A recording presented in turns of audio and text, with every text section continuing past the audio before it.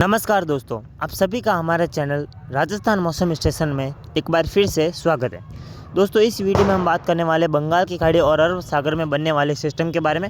जैसा कि आप सभी को पता ही होगा कि अरब सागर और बंगाल की खाड़ी यानी कि दोनों समुद्र में एक मजबूत सिस्टम बनने की संभावना है। और इनकी संभावना कितनी परसेंट है, इनका ट्रैक क्या रहेगा, इसकी इंटेंसिटी क्या रहेगी, दोनों सिस्टम के बारे में हम विस्तार पूर्वक जानकारी आपको इस वीडियो में देंगे। इसका भारत के राज्यों पर कैसा असर रहेगा, क्या राजस्थान तक इसका असर रहेगा या फिर नहीं, तो संपूर्ण जानकारी के लिए इस वीडियो में आप अंत तक बने रहें ताकि मौसम की सटीक और संपूर्ण जानकारी आपको समझ में आए। दोस्तों, आज 22 अक्टूबर है। आज 22 अक्टूबर को अरब सागर में एक साइक्लोनिक सर्कुलेशन बन चुका है। जी हाँ दोस्तों, इसके धीरे धीरे कम दबाव के क्षेत्र में तब्दील होने की संभावना अगले 24 से 48 घंटों में ये सिस्टम हम कह सकते हैं कि लो प्रेशर एरिया बन जाएगा। इसके बाद ये उत्तर दिशा में आगे बढ़ते हुए इसका ट्रैक आप देख सकते हैं। अभी के अनुसार इसके दो ट्रैक दिखाई दे रहे हैं। पहला ये गुजरात की ओर जाएगा, भारत के पश्चिमी घाट के सहारे सहारे आगे बढ़ेगा। उसके बाद इसके गुजरात की ओर जाने की संभावना, ये तो पहला ट्रैक है। दूसरा ट्रैक है कि यह गोवा के पास से ही इसके पश्चिम दिशा में आगे बढ़ने की संभावना, यानी कि ये ओमान की तरफ आगे बढ़ सकता है। गुजरात की ओर ना जाकर ये ओमान की तरफ आगे बढ़ जाएगा, जैसे कि आप मैप में दिए गए ट्रैक देख सकते हैं। तो कुछ इस प्रकार का अरब सागर में बनने वाले सिस्टम का ट्रैक रहेगा। अगर मैं बंगाल की खाड़ी में बनने वाले सिस्टम की बात करूँ दोस्तों, तो 23 अक्टूबर के आसपास यानी कि कल बंगाल की खाड़ी में एक मजबूत सिस्टम उभरेगा, वो साइक्लोनिक सर्कुलेशन बनेगा। उसके बाद धीरे धीरे 24-25 अक्टूबर आता है, इसके भी हम कह सकते हैं कि लो प्रेशर एरिया, उसके बाद well mark low pressure area बनने की संभावना है। और इस सिस्टम के डिप्रेशन से लगाकर डीप डिप्रेशन बनने की संभावना भी अभी के अनुसार दिखाई दे रही है। हालांकि अभी बहुत दिन पड़े हैं तो बदलाव होना संभव है, लेकिन फिर भी हम आपको अभी के अनुसार एक अनुमान के तौर पर जानकारी दे रहे हैं। आगे सटीकता के साथ जानकारी देने का प्रयास करेंगे, अभी इसमें बदलाव हो सकता है। तो डीप डिप्रेशन तक बनने की कुछ संभावना इसकी दिखाई दे रही है। इसके ट्रैक की अगर मैं बात करूं दोस्तों, ये 22-23 अक्टूबर के आसपास बनेगा। इसका ट्रैक आप देख सकते हैं, पश्चिमी उत्तर पश्चिमी दिशा में ये आगे बढ़ेगा और रायलसीमा और आंध्र प्रदेश के तटों से इसके टकराने की संभावना दिखाई दे रही है। इसके भी अभी के अनुसार दो ट्रैक हैं। पहला ट्रैक कि यह रायलसीमा को पार करते हुए तेलंगाना, उत्तरी कर्नाटका और हम कह सकते हैं कि महाराष्ट्र की ओर इसके जाने की संभावना, यानी कि भारत के अंदरूनी राज्यों को यह प्रभावित करेगा। दूसरा ट्रैक आप देख सकते हैं कि यह आंध्र प्रदेश के तटों को छूते हुए हम कह सकते हैं कि आंध्र प्रदेश और ओडिशा के तटीय क्षेत्रों के सारे आगे बढ़ेगा। पश्चिमी भारत के पूर्वी घाट के सारे ये सिस्टम आगे बढ़ेगा। और उसके बाद इसके हम कह सकते हैं कि उत्तर पूर्व दिशा में आगे बढ़ने की संभावना, यह पूर्वोत्तर भारत की ओर आगे बढ़ सकता है। इसके पश्चिम बंगाल की ओर आगे बढ़ने की संभावना दिखाई दे रही है, जैसे कि आप इस मैप में दिखाए गए ट्रैक देख सकते हैं। तो कुछ इस प्रकार इन दोनों सिस्टम के ट्रैक रहेंगे। अगर मैं इंटेंसिटी की बात करूं दोस्तों, तो जो अरब सागर में सिस्टम बनेगा इसकी इंटेंसिटी लगभग well mark low pressure area से लगाकर डिप्रेशन बनने की संभावना इसकी दिखाई दे रही है। डीप डिप्रेशन भी बन सकता है, उसकी संभावना कम है, लेकिन डिप्रेशन बनने की संभावना थोड़ी ज़्यादा है अरब सागर वाले सिस्टम की।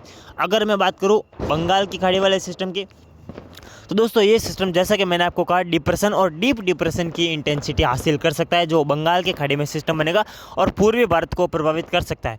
अब हम बारिश के बारे में बात कर लेते हैं दोस्तों।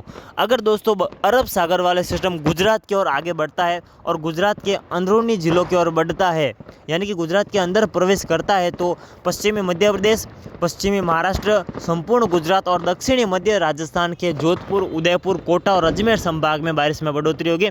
सर्दी के दिनों में जो महावट होती है, बारिश होती है, उसे राजस्थानी भाषा में महावट कहते हैं और कई राज्यों में महावट कहा जाता है। तो महावट की गतिविधियां गुजरात, पश्चिमी मध्य प्रदेश, महाराष्ट्र, दक्षिणी मध्य राजस्थान में देखने को मिलेगी, जो कि अक्टूबर के आखिरी सप्ताह उससे मिलते नवंबर के शुरुआती दिनों में देखने को मिलेगी। और गुजरात, राजस्थान, मध्य प्रदेश और हम कह सकते हैं कि महाराष्ट्र में महावट की गतिविधियां बढ़ेंगी। अच्छी बारिश की संभावना दिखाई दे रही है अगर यह गुजरात की ओर बढ़ता है। तो अगर यह सिस्टम पहले ही ओमान की तरफ बढ़ जाता है, गुजरात की ओर ना आकर, तो फिर बारिश की गतिविधि में कमी रहेगी। गुजरात, पश्चिमी मध्य प्रदेश, उत्तरी महाराष्ट्र, पश्चिमी महाराष्ट्र, वहीं साथ ही साथ राजस्थान में ज़्यादा बारिश की संभावना नहीं है। हल्की खंड वर्षा कहीं कहीं हो जाए, बाकी ज़्यादा बारिश की संभावना नहीं रहेगी अगर यह सिस्टम ओमान की ओर आगे बढ़ता है। तो मैं आपको पहले ही बता दूं कि अभी कुछ कहा नहीं जा सकता। जो भी मैंने आपकी जानकारी दी है अभी आपको, उसमें थोड़ा बदलाव हो सकता है। सिस्टम तो बनेगा, ये तो पक्का है, लेकिन इसके ट्रैक में थोड़ा बदलाव होने की संभावना है।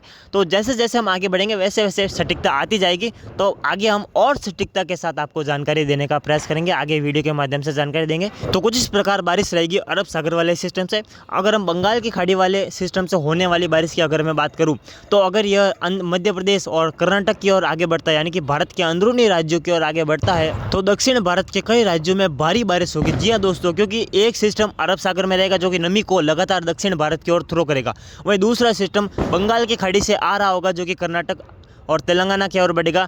तो इन दोनों सिस्टम के मिलजुल असर के कारण कर्नाटका, केरला, तमिलनाडु, आंध्र प्रदेश, रायलसीमा, दक्षिणी मध्य प्रदेश, दक्षिण छत्तीसगढ़ और जो रायलसीमा के क्षेत्र है कर्नाटका, गोवा, मुंबई में अच्छी बारिश की संभावना है, भारी बारिश भी होगी अगर यह बंगाल के खाड़ी वाले सिस्टम कर्नाटक और तेलंगाना की ओर बढ़ता है तो। और इसका दूसरा ट्रैक है दोस्तों कि यह हम कह सकते हैं कि आंध्र प्रदेश और ओडिशा के तटों के सहारे आगे बढ़ते हुए इसके पश्चिम बंगाल की ओर जाने की संभावना है।